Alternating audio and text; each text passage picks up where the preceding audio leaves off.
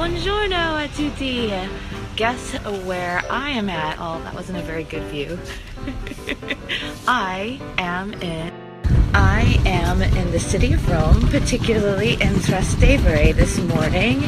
I being Joanne, the Korean vegan, and I'm so excited to be taking over the Feedfeed Snapchat today. So follow me. So 2 missions this morning. Number 1, acquire food. Number 2, acquire some things for a goodie bag. Joanne, you want?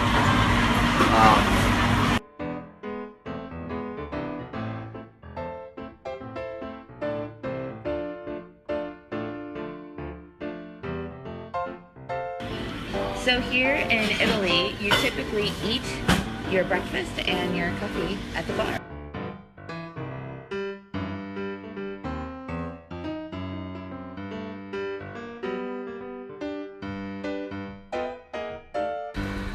So I'll bet you guys didn't know that you could just use your own ATM card in Rome and pull out cash at the exchange rate. So easy. Alright, so now that we have breakfast out of the way and I can sort of think straight, I'm Joanne and I am the Korean vegan, and this is the kickoff to the Feedfeed's first ever Instameet series. Yay! So tomorrow I'm going to be meeting with 15 of some of Rome's most influential food influencers, i.e. food bloggers. But before I do that, I'm going to show you some of my favorite haunts in Trastevere, and we're going to fill this awesome tote bag from the Feedfeed, which we're going to fill and hand out to our friends tomorrow at our first Instameet in Rome. Alright guys, so follow me to Campo di Fiore, where we are going to pick up some awesome shit for the Feedfeed tote bag. Yay!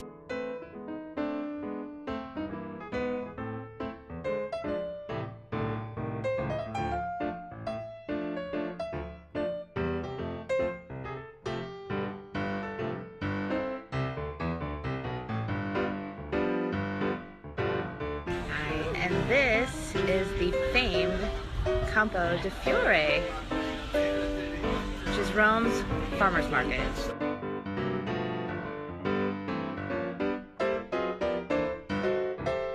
Yeah. You're turning 1, 2, 3, 4, 5 rounds.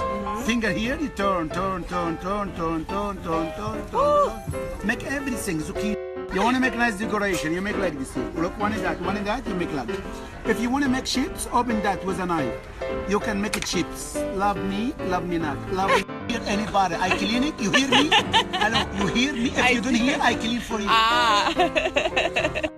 Turning. That's good in Italy, holes, meat inside. No meat, you take glass. And glass, you see the moon. You want to make it like in gnocchi with turn. You come another way, take away that. You turning here, turning. You want to make French fries? You have to. You want to cook, turning here. When you want to eat, open that. You squeeze, you have juice. Look at that, guys. If you love fish lemon, you have lemon for fish. If you eat it.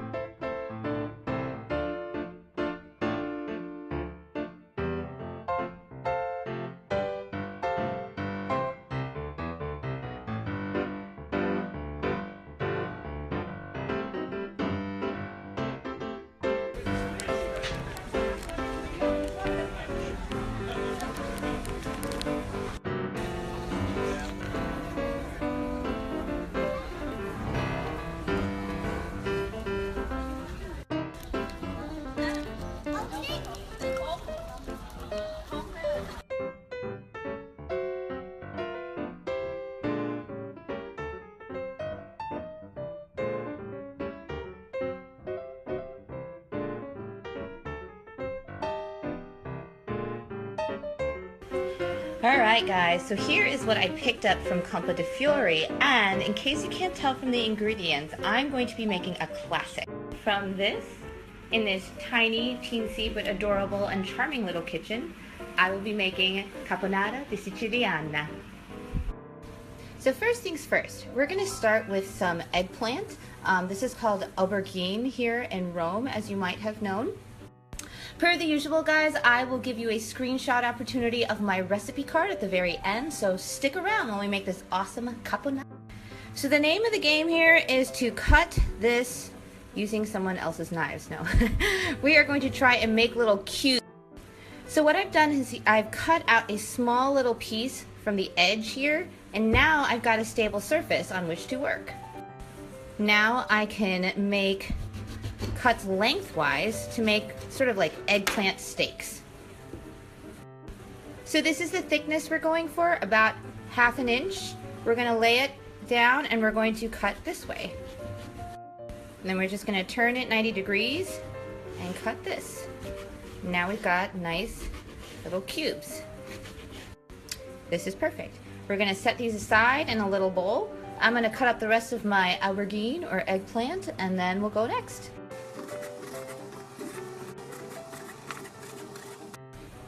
Perfect. How gorgeous does that look already? Now we're just going to add a bit of salt, maybe a teaspoon of salt. Why are we adding salt right now? Well, the salt is going to help to draw out the excess liquid in the eggplant before we cook them. So this whole drawing out the excess liquid with salt thing, that used to be one of those steps that I would totally ignore all the time because I hate extra steps. That is not a step I would recommend ignoring. The reason we do this is because when you cook with them without doing this, they're going to get soggy and gross. So in order to avoid soggy gross, we're going to let this sit for at least about 30 minutes and do its work. So while the eggplants are sweating, I'm going to go ahead and chop up the rest of my veggies, and then we'll meet to make our cup of nuts. So I also chopped up some zucchini, and what you want to do is the same thing as the eggplant. You want to add some salt and let it sit and sweat.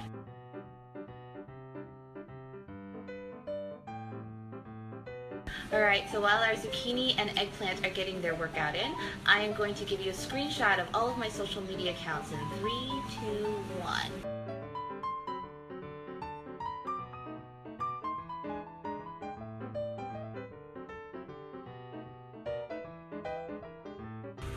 So this is a beautiful tiny little kitchen here, but as you guys know, when you're traveling, it's super hard to cook in other people's kitchen. I was actually really worried that they wouldn't have a good pan to use, but I was super lucky and came home to this beauty. So this is a non-stick pan, and it's super deep, as you can see, almost like a wok, and it was manufactured by this company called Ballerini, which I am super tripped about because Ballerini makes some of the best non-stick pans in the world. And it started from one of those small family-owned metal shops. They started with just utensils and they grew into this powerhouse, but they're still located in this tiny little village in a province called Mantua, which is in northern Italy. And yeah, they have castles like everywhere in this village where they make this stuff. So cool. Alright, I think our eggplant and our zucchini have gotten a bit of a sweat going on, so I'm going to rinse these under cold water and pat them dry. So I've given them a good rinse, and I'm going to put them in a paper towel and make a little baggie, and then I'm going to squeeze all the liquid. Alright, so now we are going to cook the eggplant and zucchini. We're going to start with a tablespoon or so of olive oil. We're going to add our eggplant here, and we're going to let it cook until it gets nice and tender.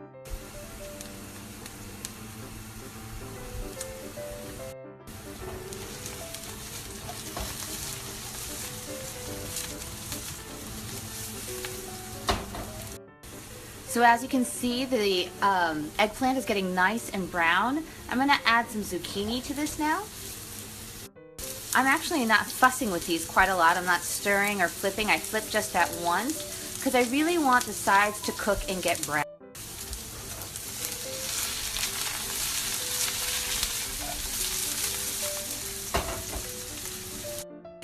So yeah, this smells about as amazing as you can imagine out there.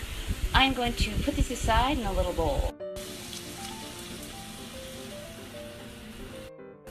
Alright, same pan, more olive oil and some onion.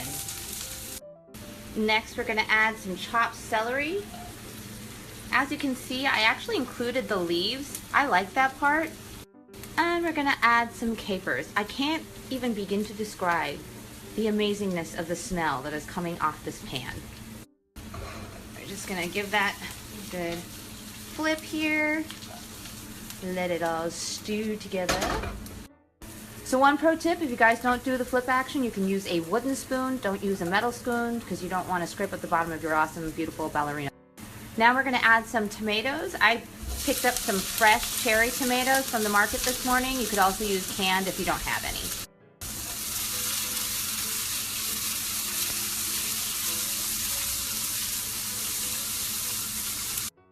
So now I'm just going to add back in that zucchini and eggplant we cooked earlier. Look at that. I'm going to add about a tablespoon of sugar. There we go. Now I'm just going to add about a teaspoon, maybe a little bit more, of balsamic vinegar.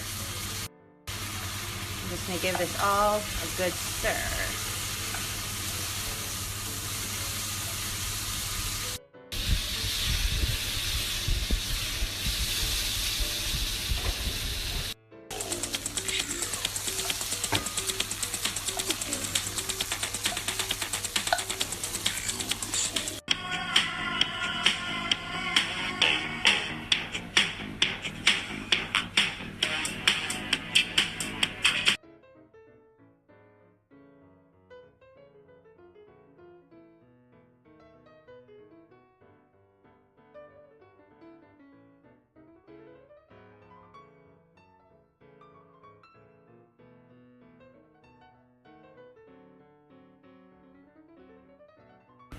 So what's the best part about this caponata, other than it tastes fucking amazing? Well, it's gluten-free, nut-free, dairy-free, egg-free, and given that I spent less than $3 and I still have all this left over, guys, to make this, it's almost like free.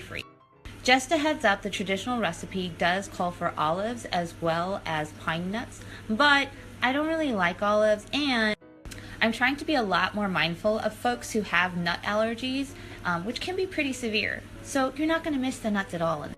Now, how does one eat this caponata? Well, you can eat it with some pasta or over some rice or your favorite gluten-free pizza bread. But before I do that, I'm just going to add a couple of fresh leaves of basil. My God, gorgeous! And I'm just going to spoon some over my pizza bread like that.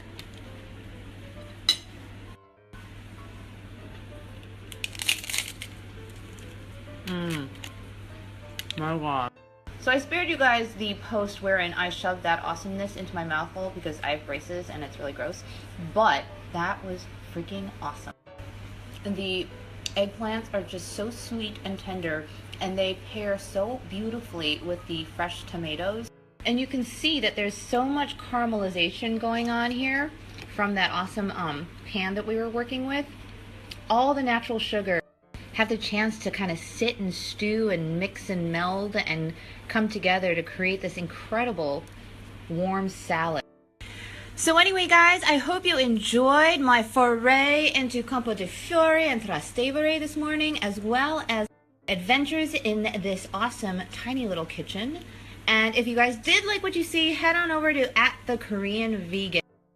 As many of you guys know, I feature about 3 or 4 of these vegan and oftentimes gluten-free recipes a week on my Snapchat. So I'll be back later to show you a bit more of Italy and what Rome has to offer in terms of their food scene. But in the meantime, if you guys are interested in taking over the Feedfeed Snapchat, and when I say you guys, I mean all of you, all over the world, snap them and let them know so that you can take over the Feedfeed and show us what you're made of. Talk to you soon.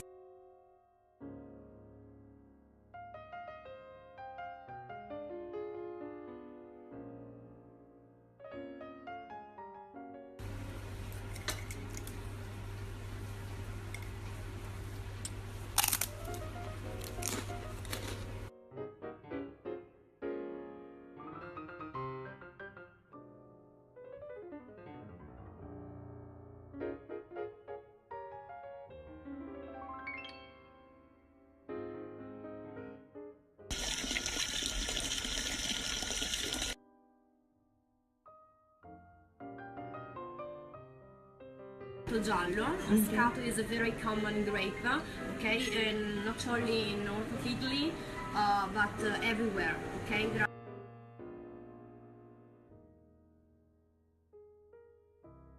the most important and popular wineries for the production of Chianti. Okay. Good. Okay. And too, which was probably the best vintage of the last 2 decades. Okay. So if I find it, I would very happy to give you the last one.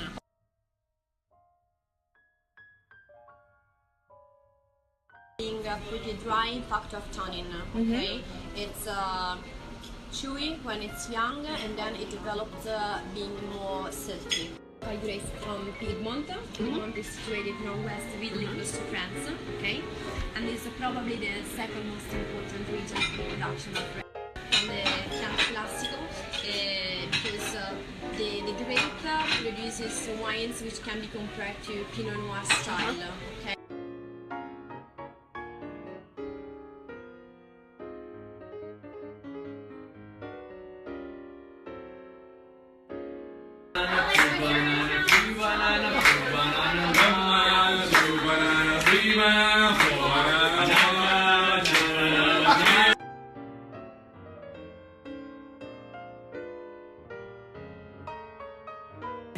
Okay. Okay, I want the chocolate.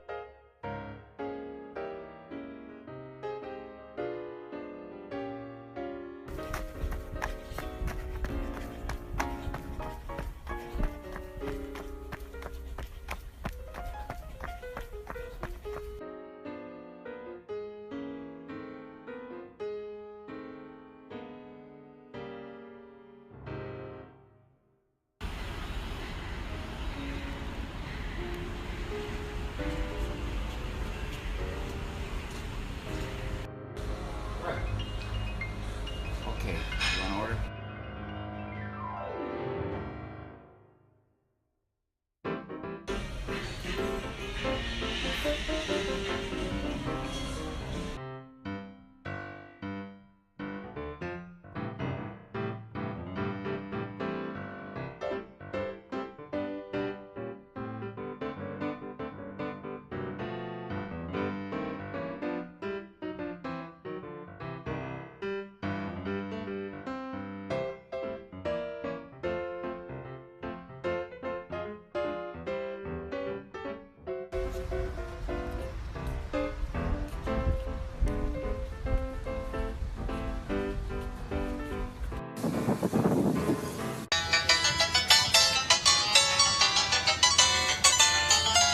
Buongiorno everyone!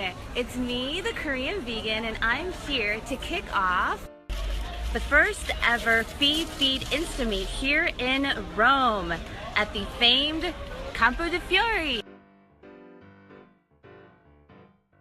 So today we will be meeting with some of Rome's top food influencers or food bloggers who live here in Italy. We'll hang out here at Campo de' Fiori, do a little shopping, do a little gabbing, and of course a little Insta-meeting. So follow along as I embark upon my very first Insta-meet here in Rome with the Feedfeeds community. I know you from Campo de' Fiori. She's one that makes the cakes. Make cakes? Bene. Ma non è se ti vuoi che qualcuno mi ha scritto. Say hi everyone! Hello, hello, hello, hello, hello, hello, hi, hi! Oh my goodness, so many people here. What's the deal with kale here in Italy? We don't really have a lot of kale here in Italy. Oh no. Which is called carbonero. Ah, okay. Okay. It's very delicious. It's amazing.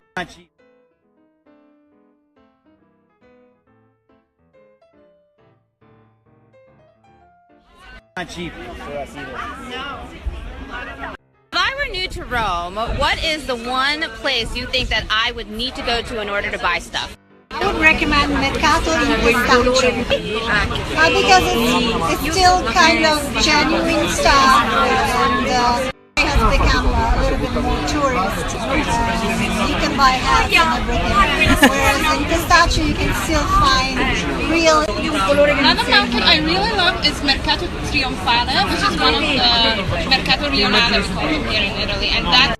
And why do you think it's authentic? I don't know, Because it's still for the real people. They're real people, real Romans who actually do their grocery shopping there.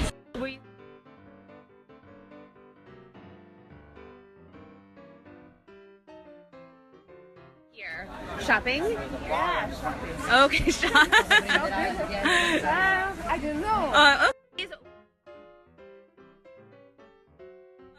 So what do you guys think is the one place to eat in Rome? Like if there was no other place to eat in Rome? My favorite place to eat in Rome is Actually called Korean BBQ. Oh, that's amazing, and it's here in Rome? little BBQ Oh. on the table. Awesome, very authentic. Vegetable.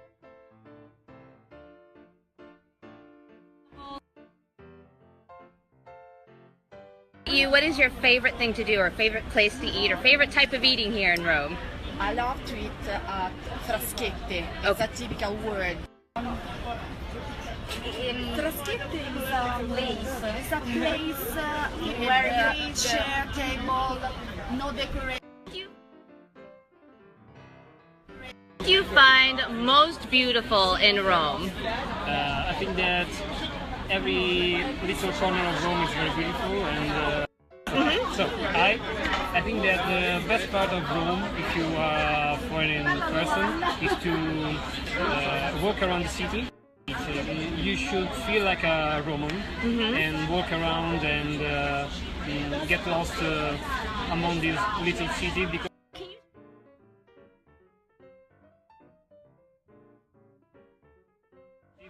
Can you tell me a little bit more about this amazing eating in Europe? The company's called Eating Europe, and they do food tours, walking food tours in Trastevere. Oh my God. I do, so I'm the guide and the translator for the nonna. And Nonna is? Nonna is from Rome. So you have an Italian nonna. And Grandma. She cooks Buon benvenuto. So the first thing I do when you come in is I open a bottle of Prosecco. Oh my God. And then so you help cook the whole dinner, and then we all sit down and we have 4 courses.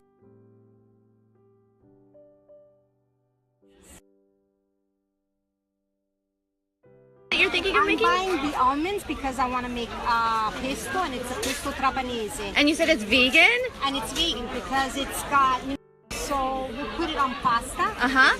And grazie. Arrivederci. So we'll see how it turns out. Yeah.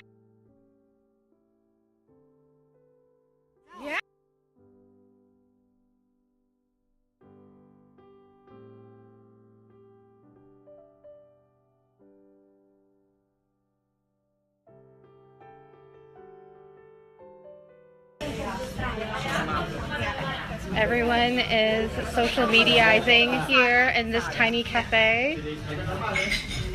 All right, hi! Heading back to the apartment after doing some damage at the cafe and Campo di Fiore.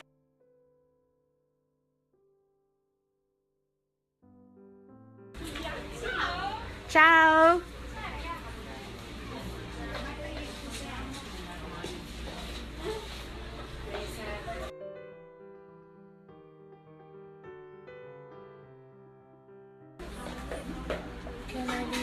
I know. Ma il ventilatore? Capito perché sto qui.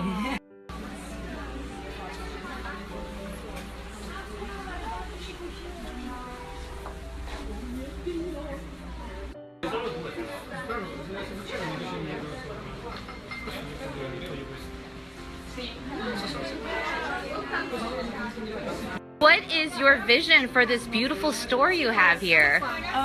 We used to buy almost all the goods in Denmark. Oh, wow.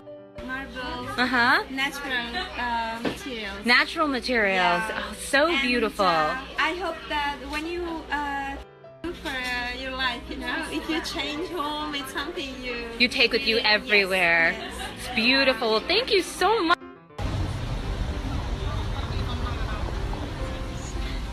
Everyone, say hi. This is everyone at the first Feedfeed Instameet.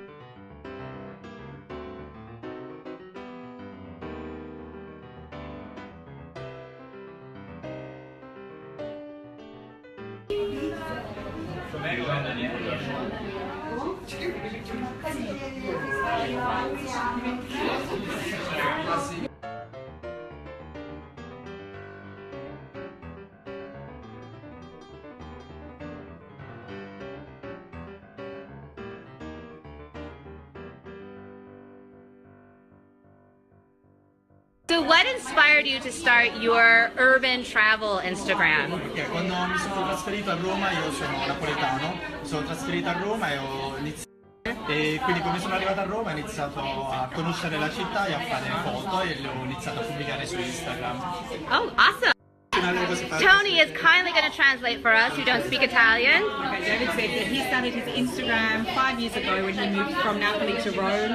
Document his Rome lifestyle, food and everything else in Rome. And it's beautiful, guys. Definitely check him out on Instagram. What is your favorite thing to photograph in Rome? My favorite place in Rome is Campo de Fiori. And what in Campo de Fiori do you like to take photographs of? Giordano Bruno's statue. How many times have you taken a picture of that statue? Every time I pass. So like hundreds of times? Yes.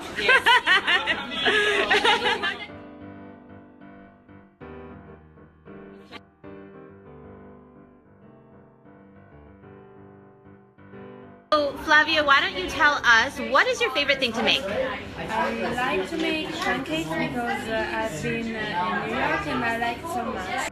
And what do you love so much about New York pancakes? Because they're so tasty. I like the syrup on the top. Oh, yeah, syrup is the best Amazing. part.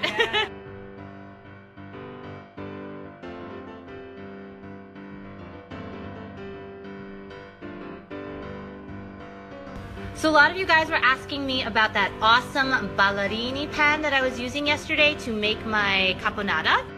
It turns out they have an Instagram, so I am going to give you a screenshot of their Instagram shortly so that you guys can check them out.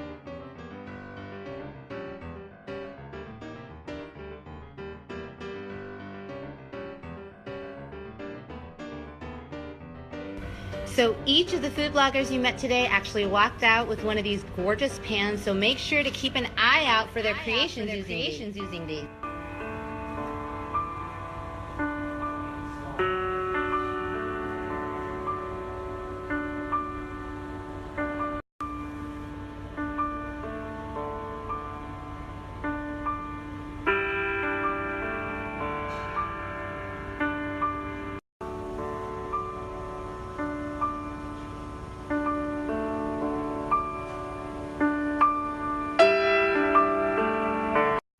Hey everyone, so now that the dust has settled a little bit and I've had a chance to recover, I wanted to try and encapsulate what I learned today in just one word after meeting all these amazing people. And the word that keeps coming to mind is joy. Joy from food, joy from family, joy from friends, joy from conversation, joy from sharing, joy from vlogging, joy from Instagramming, taking lots of pictures. And of course, joy from eating. Each of us has a story as to why we turn to food and why we turn to cooking or why we turn to eating to give us joy even when things are not always joyous around us, right? Whether it's visiting the statue at Campo de Fiori or making a huge stack of New York style pancakes or visiting the foodie store or getting lost in Rome, visiting the Korean barbecue or eating your favorite kale-like salad here in Roma. The most amazing thing about meeting people like the ones I got to meet today is to hear each of their stories and why they find joy in food. So I want to thank all of you guys for following me and for meeting all of these amazing people on our first ever Feedfeed Instameet in Rome, Italy. I want to thank everyone at the Feedfeed. They have been incredible. They are the best. Seriously, guys, they seriously are the best. I want to thank every single person who came to our house today, who came to our event today, who showed us a little bit about themselves. And I want to end by extending an invitation to you, to each of you, to share a little bit of your joy in food with us.